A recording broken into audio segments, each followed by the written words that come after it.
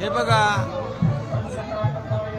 गृहमंत्री अमित शाह साहेब आणि प्रधानमंत्री मोदीजींनी सांगितलेलं आहे की पाकिस्तान नागरिक जे आहेत पाकिस्तानी त्यांनी तात्काळ देश सोडावा आणि महाराष्ट्रामधून देखील सगळ्यांची नोंद झाली, त्यांनी देश सोडावा अशा प्रकारचं फरमान आपण काढलेलं आहे सरकारने. मुख्यमंत्री महोदय स्वतः त्यांनी देखील इशारा दिलेला आहे की माझ्या भाषणात बोललो आहे 107 लोक जर कुठे बिळात लपले असतील तर पोलीस त्यांना शोधतील आणि पोलीस तिथंच ठोकतील. आणि म्हणून आता पाकिस्तानला दयामया दाखवण्याचं कारण नाही, नागरिकांना दाखवण्याचं कारण नाही. जो निर्णय घेतलाय त्यांनी ताबडतोब आणि जे आश्रय देतील त्यांना देखील सोडलं जाणार नाही.